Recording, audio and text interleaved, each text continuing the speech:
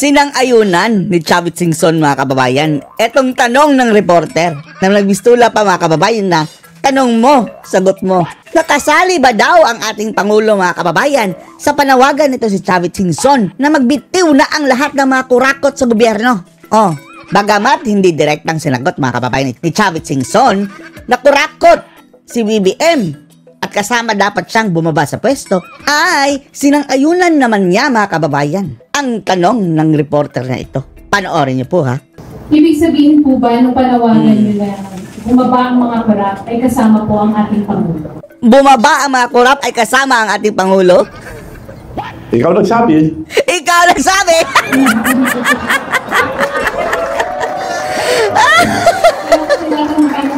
Kung ibig sabihin, Yun na yun. Oh, ikaw naman, reporter. ba kasama ang ating Pangulo sa panawagan nyo? Katulad po ng sinabi ko kanina. Sinabi mo na eh.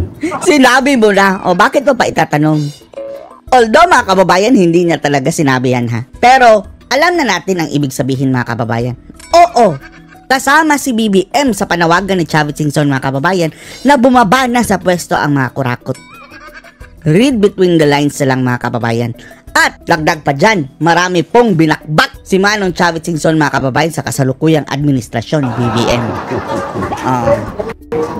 Walang isang salita ang ating Pangulo. Pwede mo bang malaman? Walang isang salita. Wala na yung may prinsipyo at may isang salita. Wala na talaga, mga kababayan. Saan po, saan po yung pinaghuhugutan nyo ng statement po muna na yan? Sample. Saan po nanggagaling yung statement nyo na walang isang salita? Walang isang salita. Ayaw ko impeachment, sabi niya. Ayaw ko ng impeachment. Pumirma yung anak niya una ng impeachment. Number 1 na pumirma si Sandra. Yan yung impeachment. Presidente siya, dapat sinusunod ang mga congressman. Puro tao nila eh. Majority. Ganun ba isang salita? Nakakaya kayo. Nakakahiya kayo. Lalo yung may diferensya sa probinsya niya eh. Sinong kausap yung mga contractor doon? Eto doon, nakakatawa, mga kababayan, dahil ang sabi ni BBM, nakakahiya kayo. Gayong ang kanyang sariling probinsya, mga kababayan, sa Ilocos Norte. Ay grabe din daw ang mga magic, mga kababayan, sa mga proyekto. Sabi ni Chavit. Sino mga opisyal doon? Ang mayor dati doon, si Mayor, yung pinsan nila, Michael Kion, tinanggal nila. Nung una, pinalabanan nila, mabuti na dalo. Pinalabanan ulit nila ng kontraktor. Ngayon, yung nakaupong mayor ngayon sa Lawag, sila ang kontraktor. May picture sila, tinataas pa ni BBM sa si Sandro yung kontraktor nila. See? Modus din pala nila, mga kababayan. Lord. Tapos si Pulong pa ang kanilang pinagbibintangan na Sandro Marcos. Bago mayor. Ito galing sa Rappler to, hindi galing sa akin.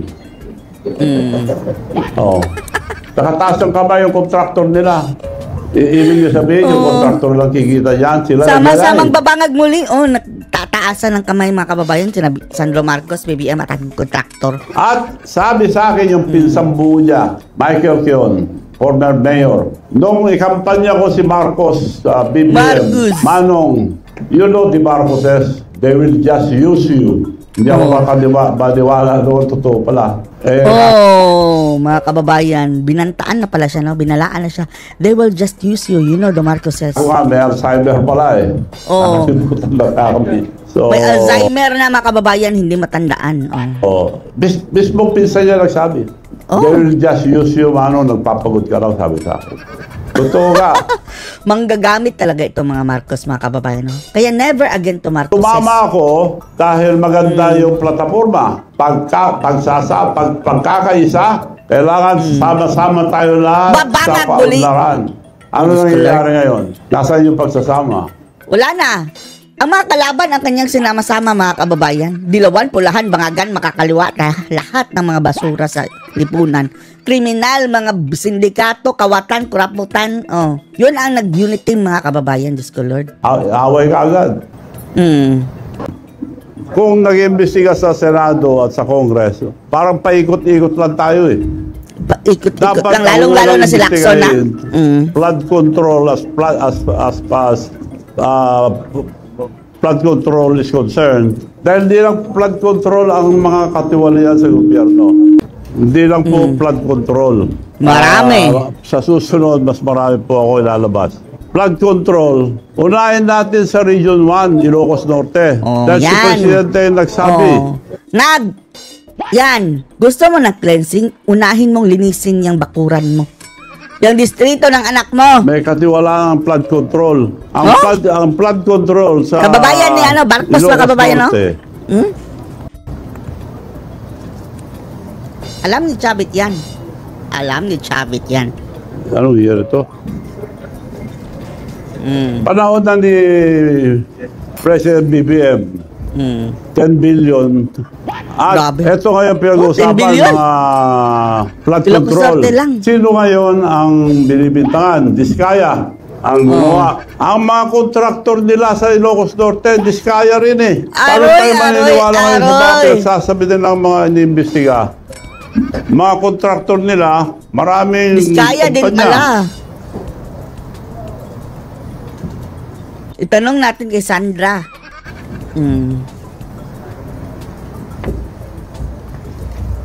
Sa Ilocos Norte lang, St. Matthew General Contractor and Yung Development mga santo, Corporation. mga kababayan, mga santo pa. 962 million plus, almost a billion. St. Gerard Construction, General Contractor and Development Corporation. Aroy. 600 billion. Oh, billion, 600 billion. Oh, grabe. Alpha and Omega General Contractor and Development Corporation. St. Timothy Construction Corporation. Diskaya. Apat ito sa Ilocos Norte. Paano nila hindi alam ito?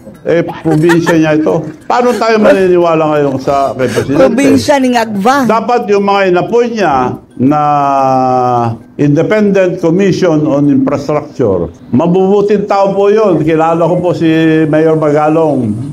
Mabuting tao. Yung pinsan ko yung isa,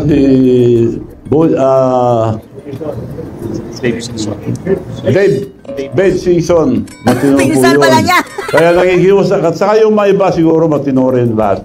Para lang i-guide sila. Unahin niyo po ang Ilocos Norte Oh, muna. ayan. Oh, unahin ang lugar ni Marcos, mga kababayan. Huwag na tayo lumayo. Dahil yung mapa, as far as flood control is concerned, at buong Pilipinas, sino naka-corner? Yung mga Diskaya. Sila ang contractor nila eh.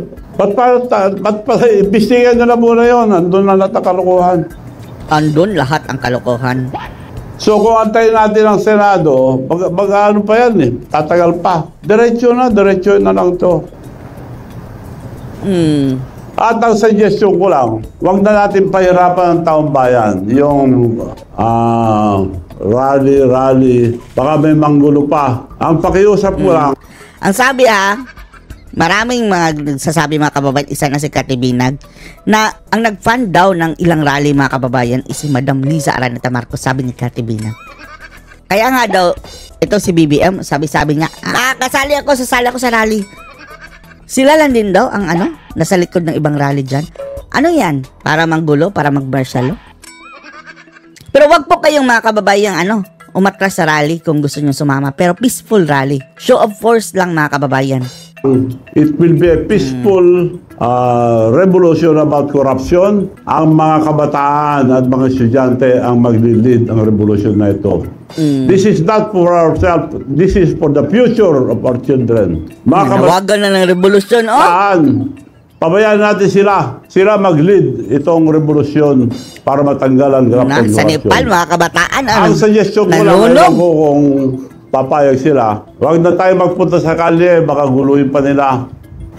High school and colleges, pero yung mga nasa kindergarten, yung mga elementary, Ang problema dyan, mga kababayan, kung mayroong mga bayaran dyan na bangag, paano kung manggulo sila, mga kababayan, manggulo, and then, sa halip na mga bangag ang lusubin, di ba pupunta si VP Sara sa mga kababayan, sa Maynila? Bakit si Sara ang kanilang itarget? Diyos ko, Lord. Alam naman natin mga makakaliwa Baka parehod mga kababayan sa Nepal na pupukulin nila ng bato mga kababayan. Diyos ko. Ay nakong mga ito animal yung pag-aaral. Hinto muna sila hanggat di bumababa lahat ng mga korap sa gobyerno. Hinto na muna magpag-aaral. Hindi naman siguro maganda yan, Manong Chavit. Ngayon, kung ayaw nila mag-resign, sila nagpapahirap sa mga estudyante.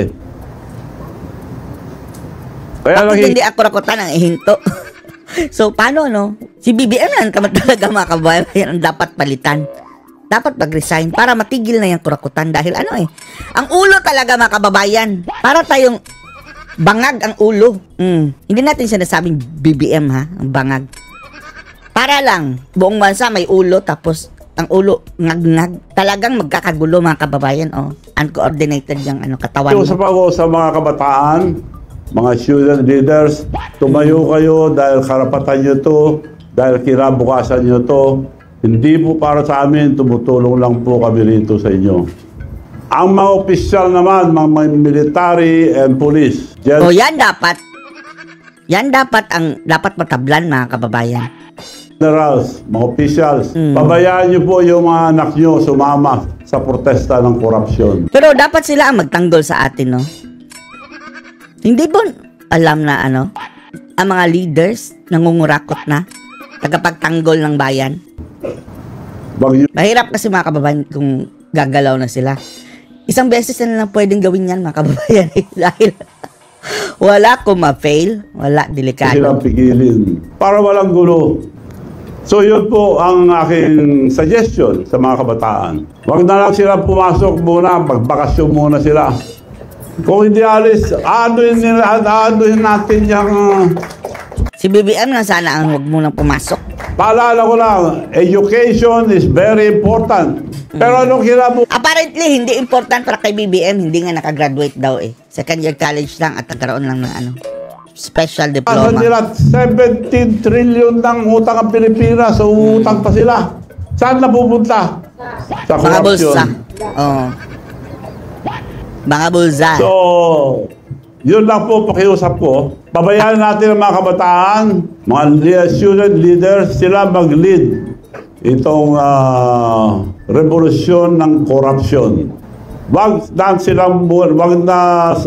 suggestion ko lang, pwede rin kayo pupunta sa mga rally, pero baka may gulo, baka mapahama kayo. Ang suggestion ko, walang gulo. Wag na lang kayo pumasok. But, tumayo kayo, karapatan nyo, magprotesta. Dahil sa ang gobyerno... Matatablan ba si BBM mga kababayan kung ayaw pumasok ng mga estudyante? Bukang wala ding mangyayari dyan. Mag-absent lahat ng mga estudyante. And then what? Bababa si BBM? I don't think so. Wala nang mangyayari dahil walang isang salita ang presidente. Walang isang salita yan. Ando eh. Palitan mo na ang kanta mo, may prinsipyo at may isang salita. Siya nagsabi, nakakaya kayo. Dapat nakakaya tayo eh. Oo nga, mahiya siya. Yung Sir Diskaya, sila ang kontraktor niya eh. Mga walang iya. So ang pakiusap ko po ang mga student leaders, mga kabataan, to lead this peaceful revolution for corruption. Dahil nyo ang wala na tayong pag-asa sa buhay. This is your future. This is your future. Yung mga kabataan, hindi po sa amin. Tumutulong lang po kami pagpaliwanag dahil mukhang naliligaw tayo eh. Investigasyon sa Senado, wala nangyayari. Paikot-ikot lang tayo. Yan pinakamagandang naisip po, huwag na lang pumasok. Kung gusto nila ituloy ang mga estudyante, dapat mag-resign lahat ng korap. At lahat ng mga politician, huwag tayong makialam, pabayaan natin ang kabataan magprotesta. Because this is for your future. Mga kabataan, sila, hindi tayo. Sila na masisira kung di pa tayo tutulong kikilos. Sige. Pwede rin yung suggestion nyo, pero wag na dahil mahirapan lang mga kamag-anak nila. Sir, good afternoon. Sheena Corno from SMI News Media po, sir. Sir, your reaction lang kasi this week nag-resign si House Speaker Romualdez at sa gitna ng kontrobersyal na maano-manang flood control project. And ngayon sinasabi ng mga congressista, especially Sandro Marcos, na pinapauwi na nga etong si Representative Zaldico dahil nga sinasabi na siya ang nasa likod ng mga katiwalian dito sa flood control. Sir, sa tingin niyo damage control lang itong ginagawa nila para hindi lumala yung galit ng taong bayan? Ang pinalit, mabuting tao yan, si Boji D. Boji. Pinalit kay Pampaganda lang Boji. nila yan. Pero kung tutuusin mo, Kung totoo same dog, different color. Aso pa rin. Paano siya The same dog, different susunod color. din sa naglagay sa kanya dyan? 10 beses kung palitan ng speaker, ganun pa rin. Palitan natin lahat ng korap na opisyal. Kasali si BBM, di ba? Sir, so ibig sabihin useless yung ginagawang pagdinig, especially po sa Kamara. Useless. Huwag na tayo maglukuhan. Paikot-ikot lang po tayo. Paikot-ikot lang na parang bola. Parang baso. Papilan ko muna po si Eddie. Anyway, parang po po ito. Kasi kausap po si Mayor Magaling ngayon ng naga. And his comment was like, sa House at sa Senado, you can divide the members.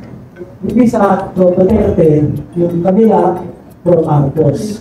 Ang makakalungkot lang daw po, sabi niya, walang para sa bayan. Para kay Duterte, para kay Marcos, walang para sa bayan. Ano reaction niyo po sa comment ni Mayor Magaling? Ano yun? Paano?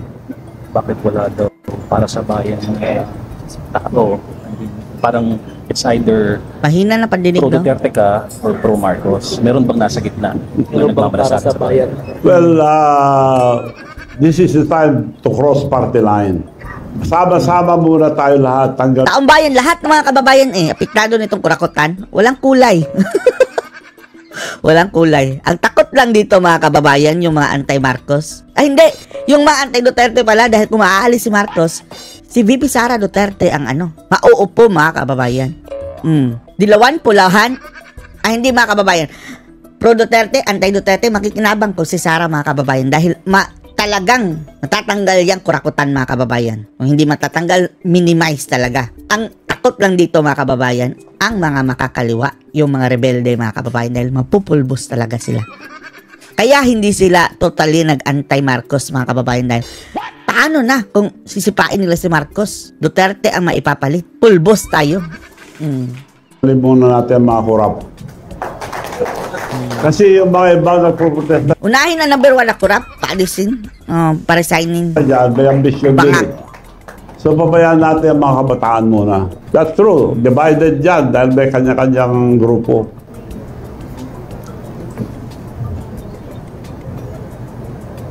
Hi, Ma'am Chabi. Good afternoon po. Hindi po kayo natatakot sa mga binibitiwan yung salita ko ngayon? Kung gusto nila, samahan ko sila sa kulungan. Sakripisyo ako. Kung meron sila, inuumpisan nila akong bakbakan. Kung meron sila ang patunay na ako corrupt, pakukulong ako. Now, to give you one example, nag-mayor ako sa Narpacan dahil gusto ko lang tanggalin yung mga corrupt doon. One term. Wala kaming palengke, wala kaming bagong munisipyo. All the towns of Ilocosur, bago ang palengke, bago ang munisipyo nila, except Narbacan. Anong ginawa ko? Nagbigay ako, 10 hectares, binibili nila ng 500 million, 5,000 per square meters. 10 hectares, di halaga ng 500 million. Tinatawaran sa akin ng 500 million. Ang worth noon, 800 at that time. Ngayon, 15,000 na per square. Anong ginawa ko? Did I took advantage? No. Hindi ko binenta sa munisipyo. Ngayon, nakatayo ng palengke bago, munisipyo, lahat. Binigay ko lang ng 1.2. Lugi kagad ako ng 380 million. Ang leadership is sacrifice. Hindi panguhurakot. May tagapalakpak din siya, no? Okay po. Yung next question ko po, bakit po naisip nyo ng kabataan ng gusto nyo magsimula ng peaceful rally? Dahil Sa Nepal, kabataan din, marahas, mga kababayan, ang naging future, resulta. ang mga kabataan, ang iniisip ko. Kailangan tulungan natin ang kabataan. This is the future of our children. Saan sila pupunta kung puro 17 trillion ang utang natin, umuutang pa tayo, nawawala naman lahat sa mga kurap. Kurap. Kaya kailangan sila mag-lead para walang masabi ang tao na politician yan, maraming mga bintangan, inggitan. Mga kabataan mag-lead, supportan natin sila. Student leaders, tumayo po kayo. Dahil kinabukasan nyo ito, hindi namin kinabukasan. So may hahanda na po ba kayong hakbang para kayo pong magpasimula? Suggestion ko lang yun kung gusto nila. Yun ang the most peaceful. Ngayon, yung mga ibang leaders, sinasama sila sa protesta. Baka mangyari pa kagaya sa Nepal. Magulo masyado. Ayaw ko yun, mapapamag din yung mga estudyante. So yun Kaya ako nga peaceful revolution against corruption. So sa tingin niyo po, paano natin masisiguro na hindi sila magagamit ng any sector para sa pansarili nila? Alam naman natin na may mga rebelde dyan mga kababayan. Sigurado tayo na yan ang mangunguna mga kababayan sa karahasan. Diba mahilig din silang magsunog? Yung mga kabataan, ang dali yung matrigger mga kababayan para lang yung laro sa kanila. Yung sunog-sunog, paninira sa mga bagay-bagay. Delikado to eh. Kaya wala tayong tiwala mga kababayan dahil andyan ang mga rebelde. Tapos ang sabi pa ni Katibinag, funded by Lisa Marcos. At nagbabala na rin si Pulong mga kababayan. The whispers of martial law. Bumalik na daw mga kababayan. Kaya nga nakikiusap ko rito, kasapin natin lahat. Pabayaan natin ang mga kabataan ngayon kumilos. This will be the first time in the Philippines or I think in the world na ang kabataan ang mag-lead ang revolusyon against corruption. Pakita natin sa buong mundo na hindi tayo gagaya sa iba na magulo. May namamatay, may nambabasag, may nasisira. Iyon lang po ang suggestion. Kahit anong sigaw natin mga kababayan, bingi. Kung okay sa kanila yan, well and good. Okay, maraming salamat po. Good afternoon po. Good afternoon, ma'am. Ng Philippine Beer. Kanina po binanggit nyo na ang presidente kasama doon sa minensyon nyo kanina. Can you name names? Mga contractor lang ba ang sinasabi niya na corrupt?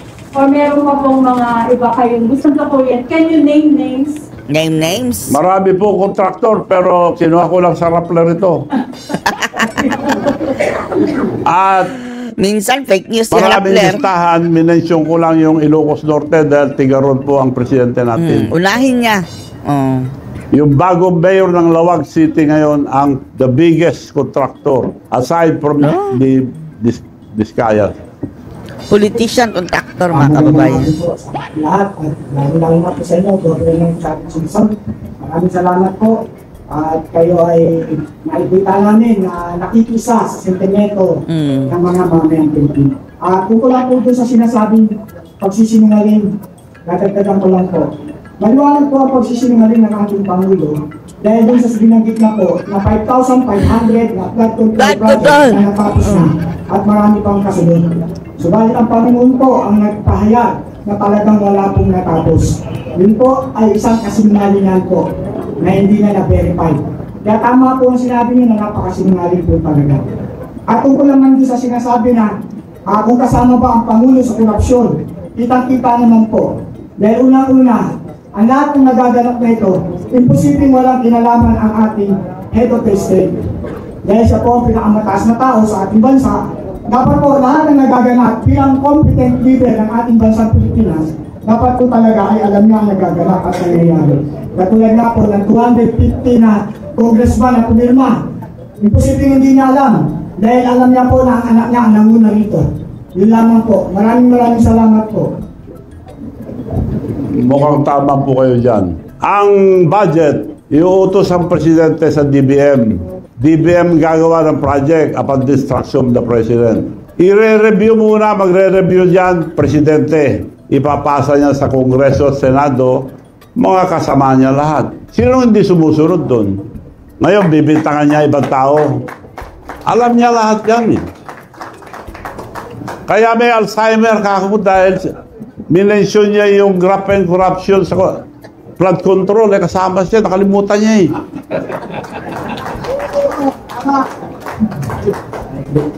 Good afternoon, may nakausap na po ba kayong mga student leaders or student organizations to spearhead this youth-led movement? Wala pa. Nababasa ko lang, nababalitaan ko lang na kumikilo sa mga estudyante. Narinig ko lang nagsalita sila. Dapat sila ang mag-lead dito, hindi tayo.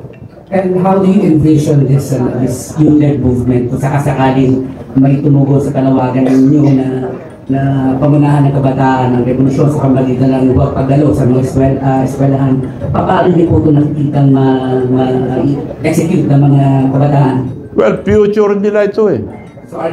So yun ang future nila. So sila ang bahala. Kung ayaw nila, sila maapektuhan. Kung kung hindi hinto itong korupsyon, sila epektado, wala silang kinabukasan. Kaya dapat sila ang kumilos mismo para hindi mabahiran ng mga politika. So yung pong boycott ng mga estudyante sa eskwelahan, pagdalo sa eskwelahan nila, sa paaralan should be continuous habang hindi bumaba yung mga corrupt sa pamahalaan. Suggestion ko lang yun para peaceful. Walang gastos pa. Lalaban tayo sa demonstrasyon. Ang dami nilang pera. Lalaban sa demonstrasyon. Magbabayad sila ng mga kalaban. Mumurahin pa tayo yung mga attack dog. Marami silang attack dog. Yung mga trolls. Anong laban natin dyan? Ako nga, bago magsalita, may mga nag-attack na. Attack dog ang tawag ko dyan. Binabayaran sila para sirain ka. At one final clarification dahil sinama niyo sa panawagan na pagbaba sa pwesto si Pangulong Marcos na kasama sa mga involved sa flood control projects na yan. So nakakulugan po ba na sinasabi niyo rin na si Pangulong Marcos ay involved sa corruption? Ano? Kung involved ba daw sa corruption si BBM because of the corruption na sinabi na sinabi mo eh.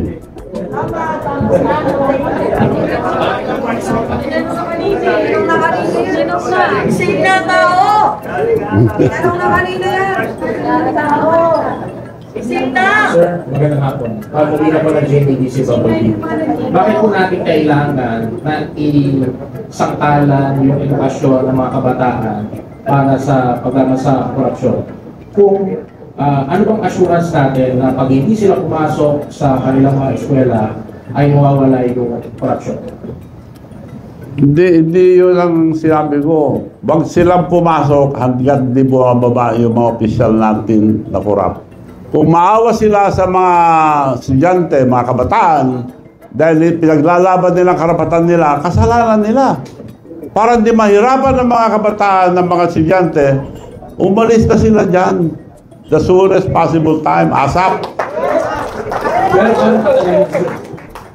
Habang nakaupo sila, nahirapan ng mga kabataan, mga so, sa tagal po dito sa politika, sir, may nakita naman namin na bumaba sa pwesto dahil sangkot siya sa corruption, sir. Saan ka? sa tagal dito sa politika pero nakikita ang politiko na bumaba sa pwesto because of corruption. Dito sa Pilipinas, wala pa. Sa ibang bansa, nagpapakamatay pa. Dito po sa Pilipinas, sir, paano yun? May delikadesa sila. Paano natin masisiguro na bababa sila sa pwesto at makakapatuloy sila sa Bumaba na lang sila, wag na sila magpakamatay. Wala namang nagpapakamatay dito sa Pilipinas eh.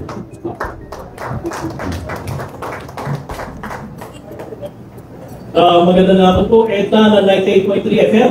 Good. Marami na ho tayong batas dito sa Pilipinas. Dapat ho bang magtayo pa po ng ICC? Para ano ho yun? Meron na ho tayong ombudsman, meron na tayong sandigan bayan. Pagkatapos ho ng investigasyon ng ICI, ano mangyayari? Saan ho dadalhin nun? Hindi nga dapat yun ICC dahil may sarili tayong batas. ICI po, ICI. Sa? ICI. ICI, itong ano? Oh. Ano lang nila ito, pampapugi lang nila. Dahil mabubuting tao yung nilagay. Kaya nakikiusap ako, kila Babe Simpson, Mayor Magalong, magagaling na tao yan, saka yung mga iba, unahin niyo po Ilocos Norte, huwag na kayong lumayo. Look, kaya ko nang sabi yun, nandun na ho sa Ilocos Norte yung problema. Ito ba ay panibagong taktika para humaligaw yung taong bayan dahil sa pagkakakulong nila kay Duterte doon sa ICC. Ito ba ay panibagong taktika para malis lamang yung usapin. Well, ang nakita ko naman ang video, hinuli si former president, wala naman warrant of arrest. Ano yun? Kidnapping yun. Kidnapping. Walang warrant of arrest, pahuli mo yung tao, padala sa isang bansa. Ibig sabihin, wala silang tiwala dito sa ating bansa. Ang totoo, ang gobyerno natin bulok na. Ipagpalagay mo na ang gobyerno natin isang sasakyan. Maski pa-overhaul mo yan, palitan mo lang ang pyesa, hindi pa rin naandar. Kailangan bago.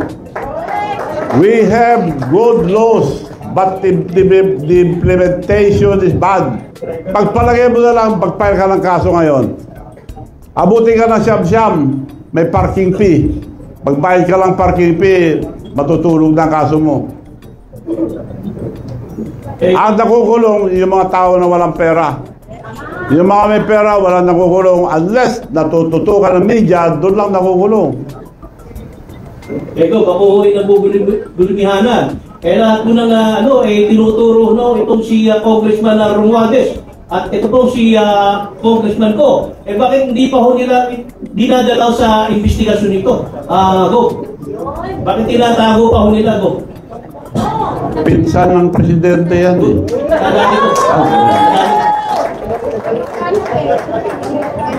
Ang alam ko, si Saldico, lumipad na.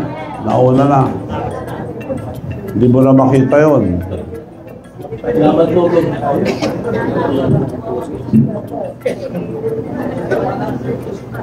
Hi Sir, Bea Mayor po from Radyo Pilipinas. Sir, sa isang interview, sinabi niyo na kayo pangkas na ng suporta sa Pangulo. At isa po ba sa dahilan ay dahil hindi nabigyan ng pwesto o posisyon bilang director sa PCSO ang anak niyo? Sino? Ang dahilan ba kung ba't hindi nyo sinusupport ng si BBM because hindi yung binigyan ng pwesto yung anak niya sa PCSO? Mabuti, tinanong mo yan. Nung magkatapos ang eleksyon, ikwento ko na lang paano naging presidente itong BBM. Tinawag ako ni Senator Amy Marcos. Manong Chavit, can you help us for the re-election of Bongbong? Dahil dinaya lang, sabi niya. Yes, tawagin mo muna ang leader sa North. Meron akong i-explain sa inyo kako. I will call them, but I will use your name because you're the president of the Mayor's League. Tinawag nila sa bahay nila, dumating mga congressman, governors, mayors. Sabi ni Senator Amy, thank you for coming so we can start the early campaign of Bongbong for Vice President. Dahil dinaya siya, sabi niya.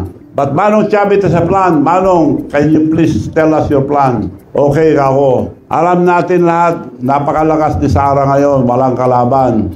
Now, gusto mo Vice President, mag-campaign na tayo maaga. Mag-file ka ng Vice President, marami kang mga kalaban dyan. Kung si Sara, kung sa Presidente, wala ka rin laban at the time. So, ang suggestion ko, mag-file muna tayo for President para pag nag-file si Sara, you slide down for Vice President, protected ka na. And I have the leverage to talk to Mayor Inday Sara na ikaw ang Vice President, protected ka na. Palakpakan lahat sila. Thank you, Manong, sabi yung BBM. Okay, COVID pa, bawal pa lumabas. Nakahingi ako ng permit. Meeting, konti lang ang pwede. Hindi pwede malaking meeting. Ang ginawa ko, being the president of the Mayor's League, regional. Kaya humingi ako muna ang pamanhin at patawad sa mga mayors na kinausap ko na nakumbinsi. Dahil parang nabudol tayo. Alam mo, sabi ni BBM, Manong, ang swerte ko, ikaw ang presidente ng Mayor's League. Nung tumakbo ko noon, malaman lang ako isang mayor. Ngayon, puro mayors ang minimit natin. Region by region, region by region, region by region. Pinasyalan namin lahat ng region. Wala siyang gastos. So yun ang totoong nangyari. Hindi nila mapagkailayan. Ang daming tao sa meeting. So sir, may tampo po kayo kay Pangulo? Ano no? May tampo po daw kayo kay Bibi. Ang ayaw ko lang na ginawa niya, alam nyo, hindi ko inintindi mga insultong ginawa sa akin. Nagpunta kami sa Japan, bagong labas lang.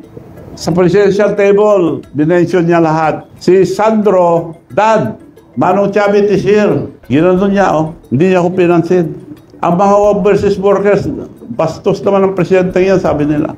Oh, nagtampo ba ako? Hindi. Ayaw sinasabi mo na pinapasok ko sa PCSO, director lang. Dahil chairman ng PCSO yung kapatid ko noon. Anak niya yon, director lang. Oo, ang dami naman yan eh. Sabi naman ni Special Assistant to the President, Lagdameo, sigurado na yan, Manong. Sinabi na ni Presidente, sigurado na yan. Isa-isa may na-appoint na director, umiiyak yung bata. Sigurado na yan, pag nakita, puro sigurado. Tapos, di na sumasagot, yung sekretary niya. Nagkita kami, yung sekretary niya, tinakpan na yung mata. Wala naman tinupad. Nagalit ba ko? Hindi. Director lang. Ang laki na itulong ko sa kanya, hindi siya presidente, kundi dahil sa akin. Ba't ako galit? Ba't ako naiinis sa kanya ngayon? Nung pinalis natin ang mga bases dito sa Pilipinas, it was approved by the Senate. Pagpunta niya sa States, pinabalik niya lahat, dinagdagan pa. At para tayong dinadala sa kumunoy. Alam niya na magkakagera ang China and Taiwan. Sabi ng China, we never invaded any country but Taiwan, we have to get it because it's ours. Binigyan sila ng 5 years. Ang Amerika, wag, laban tayo. Pag kayo bumayag, laban tayo. Pagkagaling ang presidente natin doon, binigay kagad ilang beses. Ang dami. Kung matuloy yung away nila, sinong bubugin? Tayo. Ngayon, iniinis pa niya ang China. Anong laban natin sa China? China is our neighbor. China is our friend. China is helping us a lot. Mabuti nga, tubig lang kinakanyon nila eh. May karapatan din sila doon dahil ang dami nag-reclaim, hindi lang tayo. Vietnam at ibang country. It should be diplomatic. Kausapin niya lang. Sosyo na lang tayo dyan. She should stay neutral. As a leader, he should stay neutral. Bakit kumampi kagad? Di pinapahamak tayo. Naghahabon pa. Mali yun. Sir, last na on my part, kayo po ba ay makikilahok o magbibigay ng suporta sa rally sa September 21? Ano? Pupunta daw kayo sa September 21. Pupunta po ba daw? Sa? September 21 yung rally. Hindi. Dahil ba nagpaparally yung mga iba, mga party list eh. Politician din sila eh. Dapat yung mga kabataan lang suportahan natin. Pero kung may mga politician at mga party list, hindi pwede. Para sa akin lang. Hindi po. Magandang hapon po, Elijah Bonzo from Building Our News Channel. So sa kasalukuyan po ay pinamumunuan niyo po yung Luis Chavot Simpson o LCS Group of Companies na sa kasalukuyan po ay may 12 kumpanya. At ngayon po, ayon po sa mga pagsusuri, napag-alaman din po namin na konektado po ito sa isang construction firm na Satra Construction Corporation na parang binaliktad lang po na partas na ibig sabihin daw po ay provincial governor. Yes. For context din po, base po sa datos po ng DPWH, nakakobra po ito ng 62 public works sa Ilocos Sur mula 2016 to 2025 na nagkakahalaga ng 2.7 billion pesos. Yeah. So, for clarification lang po sir, ano po ang connection ng Simpson family sa Satrap Construction? Mabuti tinanong nyo. 10 years daw. Nakasungkit daw ako ng 2 billion. 10 years. Eh, wala pang isang taon na billion na. 10 years. So, ibig sabihin, maraming project yan. Kung totoo man yan. Inamin ko, sa amin yan, tatay ko, engineer, contractor. Bata pa ako, sumasama na ako, timekeeper. Dugo at pawis ang ginamit namin yan. Negosyo ng pamilya ko yan.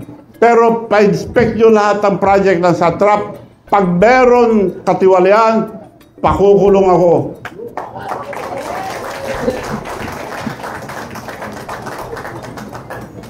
Thank you po. Balikan ko lang po yung yung mention din na ng mga kabataan talaga, yung mangunguna sa revolusyon ngayong magkakaroon sila ng rally by September 21. Pero paano po yung mga kabataan, sir?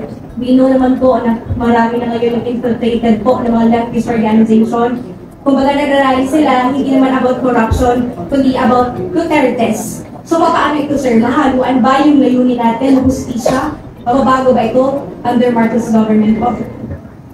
Hindi, magano muna sila bawat eskwelahan. Bawat eskwelahan magprotesta. Tumayo sila bawat eskwelahan. Then mag-usap-usap sila, pagkita-kita sa isang lugar, minsanan lang. Hindi yung araw-araw na nakakawawa ang mga kabataan pagkaganyan. So mag-usap-usap muna sila, mga leaders bawat university, mga colleges, magbalitaan. Then once and for all, makita-kita na lang sila, suportahan natin sila. Dahil kinabukasin nila ito. Sir, pero pinagkat sa kanila hindi korupsyon yung pinaglalaban, kundi pabagsakin yung mga Duterte. Alala na yung gobyerno, sir. Wala akong kinakampihan. Kung yun ang ibig sabihin.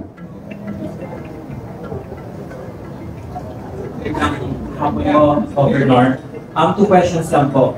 Noong 2020 po, kita naman ng buong bayan na isa kayo sa mga solid na Ilocano na talagang nag-push para tumakbo si Ferdinand Bongbong Marcos.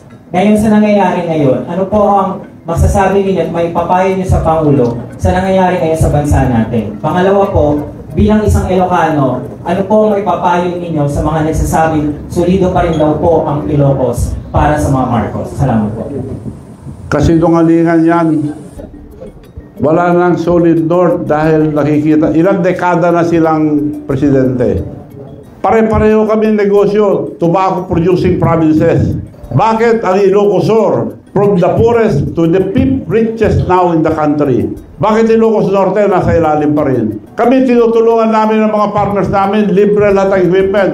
Magpunta kayo ngayon sa Ilocos Sur, lahat ng ospital libre. Libre lahat.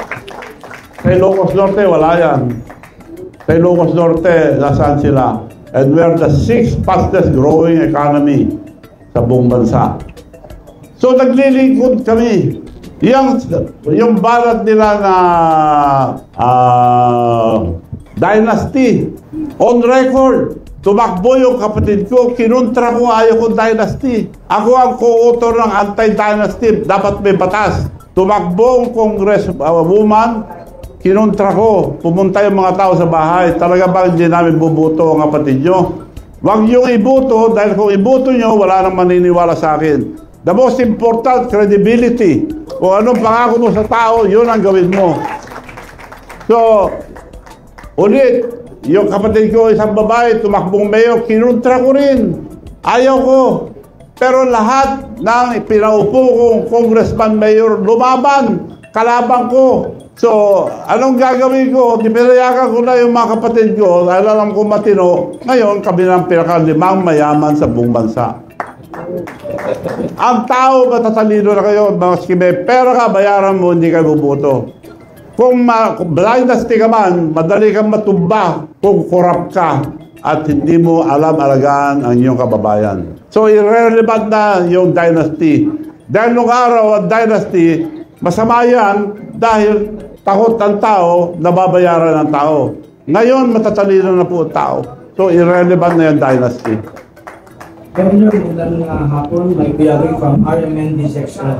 Kung gusto lang mabalikan, kung ano po ang parang nagtulak sa inyo kung bakit nagsasalita ho kayo ng mga ganito, particular na sa Pangulong Ferdinand Marcos Jr. Ano yung tulak po sa inyo? That's so, kumukontra. Ano yung nagtulak sa inyo para kumukontra? Yun nga, paghamon-hamon niya sa China, dapat diplomatic. Anong laban natin sa China? Ipapahamak lang tayo. Pasalamat na nga tayo. Tubig lang ang kinakanyo sa mga barko natin na mga nagpupunta ron. Mabait na nga sila tubig. Governor, dun sa pinanggit niyo kanina about sa mga flood control projects sa Ilocos Norte, can you back this up with the pieces of evidence? May mga dokumento ho pa kayo, may mga katibayan ho pa kayo para sabihin na ito mga pinanggit niyo kanina? May nagsabi na sa akin, kaya sinasuggest ko sa mga ICI, Independent Commission on Infrastructure, unahin ang Ilocos Norte. Hindi naman ako nagbibintang, unahin lang. At ipaalala kay Presidente na involved din sila sa flood control. At mga dinedemand ng tao ngayon at binibintangan mga diskaya, sila rin ang kontraktor nila. Ikaw, handa na rin ba kayo na connect since ngayon din nagsasalita na kayo about sa flood control project? Handa na rin ba kayo na ilabas o ibunyag na rin ang pang mga issues like for example yung sa mga sabongero, issue na yung sabongero, issue ng mga sabongero. Kaya ako, pwedeng lahat na ng mga katiwalaan, ng mga nangyayari sa ngayon ay kaya nyo na rin kung itong ibunyag. Sinabi ko na kanina, magagandang batas natin, ang implementasyon ang hindi maganda. Sinong nakukulong? Yung mga walang pera, yung mga mahirap lang. Nakaparking fee nga, ako nga, nagdemanda 10 taon na, hindi pa umakyat sa ombudsman. Nakaparking fee. Nasubukan ko na, hindi ko lang sasabihin kayo, nasubukan ko na nag-testify sa ombudsman. Siguro sa susunod sabihin ko kung gaano ang sistema, mga justices natin. Good afternoon. Jomel Pereño po from DWIC. Naniniwala mo ba kayo na iimbestigahan ng ICI ang mismong lalabigan ng Pangulo, pang Region 1? Yun na? Naniniwala ba daw kayo na iimbestigahan ng ICI yung Ilocos Norte? Yan, di ako sigurado, pero dapat imbestigahan nila. Pero mabubuting tao to, the point. Kaya hinahamon ko sila, unahin nila yon. Huwag na silang lumayo pa. Sa tingin nyo ko, pakikinggan kayo ng ICI? Pakikinggan daw ba kayo ng ICI? Sa hamon po ninyo? Mabubuting tao ito. Dapat magbigay ng utos si Presidente para pumunta sila ron. Pero, hindi ako pwede utos. Ha? Baka daw matakot sila. Ikaw na nagsabi nun, hindi ako.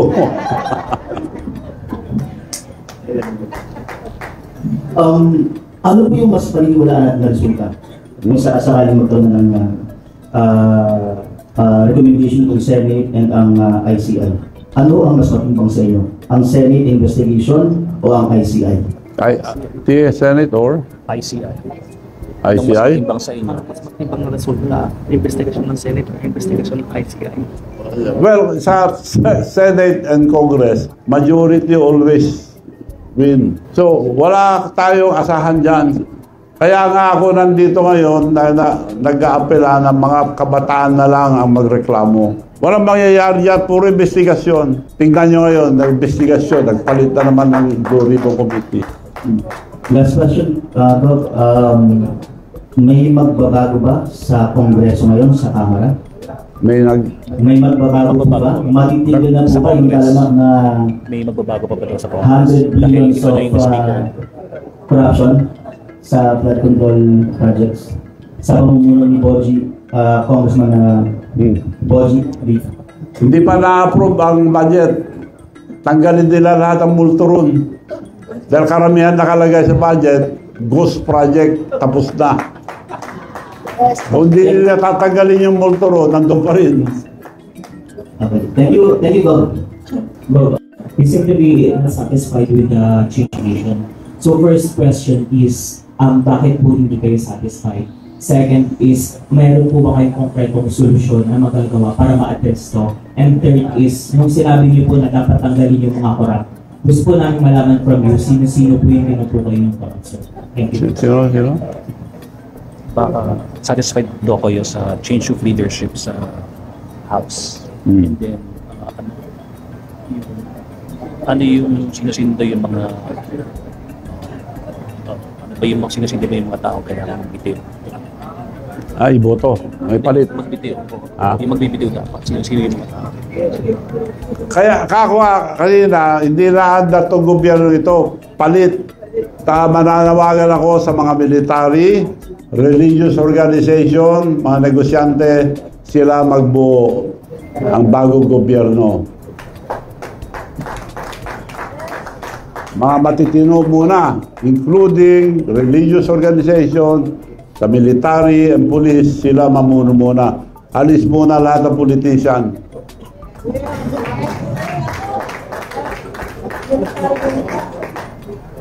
Magandang araw po. Juan Natozo from CIJ. Sir, yung panawagan po na bumaba sa Quezon kapag nahanap na may korupsyon yung politiko, mag-a-apply din po ba dun sa mga politiko na may connect sa mga kontratista o yung may mga pawang lang po ng kaso ng korupsyon? Yung maintindihan? Dapat ba raw magbitiw yung mga politiko na may connection sa contractor or yung mga corrupt lang na politicians? Kung may delikadesa sila, mag-resign. Pero wala akong nakikita sa Pilipinas. So the only way we have to change our government, mag-usap-usap ang military, police, mga religious organizations, mga kabataan, and mga technocrat natin, maraming magagaling. Kaya nagkakaroon tayo ng brain drain eh. Hindi pinapansin, mga kurap ang nailalagay, yung mga madudunong nasa ibang bansa na. Sir, magandang araw po ulit. Follow up lang po dun sa tanong ko kanina. So, nabanggit niyo naman po na handa po kayong ipa-check po yung mga projects niyo. Ngayon po, mayroon din po kaming response from COMELEC Chair Garcia po tungkol na po dito. Aware naman po tayo na bawal pong maging contractor ang mga nakaupong government officials dahil daw po may conflict of interest. So, sabi po ni Chair Garcia, pwede pong ma-anti-graft and corrupt practices kasi pinagabawal nga po iyon. Magkakaroon ng interest lalo pa at may maaaring mabangga na interes ng publiko sa pamahalaan. So, ready po kayo na harapin po yung mga inspection sa project, pero ano po ang response nyo patungkol po dito if ever man po na may umarangkadang ganitong issue? Tungkol sa mga construction? Kasi daw bawal ang isang politiko na meron. Oo, ang marami na-appoint na nagbibitaw muna mga ari-ari, mga pwesto. So, ganun lang yun. Bawal kung nandun ka pa rin. Conflict of interest. To show you one example, when I was young, I was the biggest trader of tobacco in the entire North. Nung na-elect akong governor, binitawan ko ang magandang negosyo dahil doon ako kumita ng gusto. Ang Virginia Tobacco ay ano ng Amerika yan, sarili nila. Walang iba.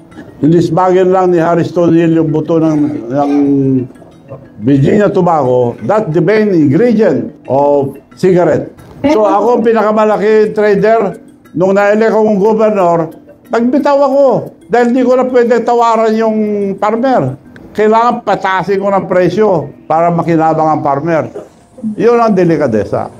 Pero how about po sir ngayon na may mga relatives pa rin po kayo na nakaupo, then may mga projects pa rin po hawak yung contracting firm niyo? Ano po ang... Totoo yun. Kung tingnan mo yung opisyal ng satrap, wala na akong pangalan doon.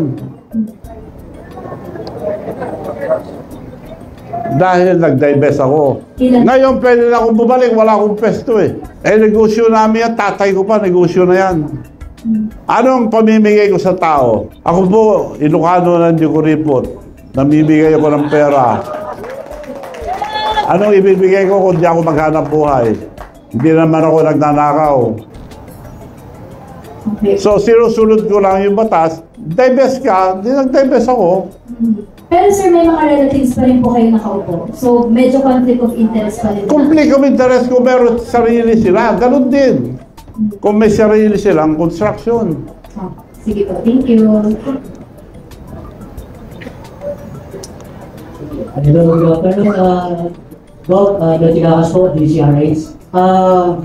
Sa tingin niyo po ba, walang alam ang Pangulo dito sa mga nangyayari sa Kongreso, yung mga budget insertion? Sa tingin niyo po ba bulag siya dito o wala siyang nakikita at kahalusan itong mga ganitong problema nung 2025 budget? Si Tino, si BBM. Kung di niya alam, wala siyang kwentang presidente. Hindi niya alam. Anong klaseng presidente ang hindi niya alam? Siya unang tumitingin, siya nagmamando sa Senate, siya nagmamando sa Congress. Kasi Governor, yung problema kasi ang nakapokus talaga sa corruption 2022 until present. So parang gusto nilang i-connect sa past administration yung corruption. Ano po ang comment ko dito? Comment nyo na simula itong corruption sa flood control nung panahon pa ni Duterte. Lahat ng administrasyon may korupsyon eh. Bakit niya tinuloy? Bakit nila tinuloy? Kung totoo yung sinasabi niya, binibintangan niya yung mga past administration. Nung siya umupo, hininto na niya. Kung may delikadesa siya, oy, may diferensya to, pag nalakaw to, hintuan natin to. Dapat ganon. Tinuloy-tuloy niya eh. 3 taon na, sakala niya papansinin. Anong kwentang presidente yan? Di niya alam.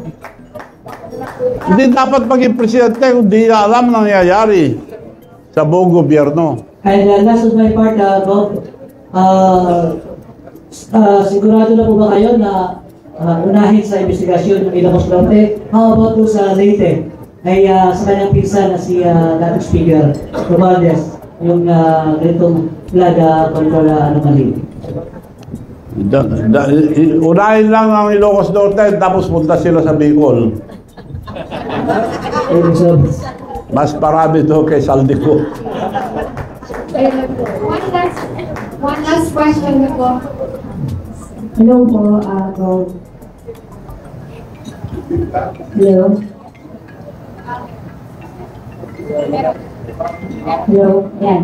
Ang question ko po, kung ang mga Biskaya po ang may hawak ng ilang mga proyekto sa Ilocos Norte, sa tingin niyo po ba naisip ni Pangulo ito bago buksan ng flood control projects? At ito nga po rin po, ngayon po ay nag-attend po ako ng mga Senate hearings na subaybayan ko po. Binigyan po ng DOJ ng pagkakataon na sumailalim sa witness protection ang mag-asawang Biskaya. Sa tingin po ba nanganganib ang kanilang buhay, maaaring magbago ang kanilang mga testimonya, at bakit pilit pinababanggit po ang 2016 premise po nito? Sila pinakamadaling kumuha. Mahirap po. Nasa construction kami nung araw pa. Mahirap kumuha dahil building yan. Pero kung may connection ka, madali. Sila, ang lakas nila. So, ibig sabihin, may nagpro-protect sa kanila, may nagbibigay. Dahil magbabago po kaya ang kanilang testimonya po with the Senate hearings. Itong mag-asawang Biskaya po. Dahil nasa ilalim na po ng DOJ. Kung bigyan sila ng protection, kailangan magsabi sila ng totoo. Hindi sila mamimili kung sinong binigyan nila. Nagpangalan na, ilan lang. Ang dami nilang proyekto, dapat lahat. So sa tingin po, selective po ang sinasabi ng mag-asawa dahil hindi po nila naibabanggit ang Ilocos Norte. Selective. Salamat. Yun lang gusto nilang sabihin. Kaya hindi dapat protektahan kung gano'n ang sistema.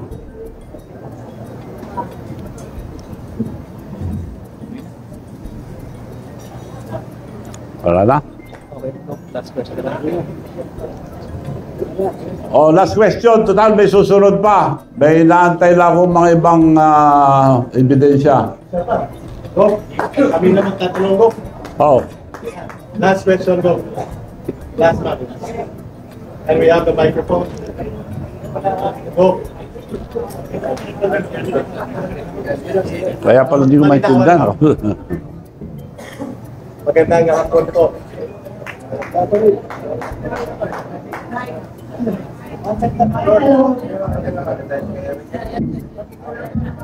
Magandang hapon po, Governor Chavez Singson. Saludo po sa iyong prangka at tapat na pagpapahayag sa sambayan ng Pilipino. And natutuwa po kami bilang mamamayang Pilipino for your courage to face the nation this afternoon. Kasama po ang ating nirespeto din. Although retired na po sila, ng mga matataas na naging general ng Armed Forces of the Philippines, General Del Pedro Rizana, General Hermogen Cistero. Nirespeto po namin ito at bumalik loob kami mga rebelde sa CPP, NPA, NDF during their time, sa panahon ng former president. Kaya nabuhay ko si Kaya Go. We respect your call that the peaceful revolution against corruption must be led by the youth. Respetado po namin yun, Go. Pero ang direkta naming tanong, malawak din po ang galit ng mamamayang Pilipino sa darating na September 21, ibubuhos po nila ang galit nila. At iba't-ibang kulay ng politika, ideolohiya at organisasyon. Subalit iisa po ang common agenda. Tutuligsain at kukondinahin ang malawakang panunumbalik at malubhan ng paglaganap ng pandarambong at korupsyon sa ilalim ni Marcos at ni Romualdez. Ano po ang inyong magiging opinion kung mananawagan ang iba't ibang sektor at mga grupo sa mapayapang pamamaraan, ngunit puno ng paninindigan, ipinapanawagan ang punong kriminal na pananagutan ay dapat magmumula kay Marcos at kay Romualdez kasunod ng paniningil sa kanilang mga tauhan upang magkaroon ng aral ng kasaysayan at karanasan na hindi natin papayagang maulit at manunumbalik at lalaganap lamang ng paulit-ulit by the generations ang korupsyon. And we will be on the streets peacefully. Are you joining Go or are you officer of peace? Ako, iba ang gusto ko, pero yun, kung yun ang kagustuhan ng karamihan, wala akong objection. So tuloy na niyo. Tuloy ng September 21. Tuloy ang paninindigan ng sambayan ng Pilipino. Maraming salamat, Governor Chavez Singson. Salamat po. O ano masasabi niyo dito mga kababayan? Post your comments below.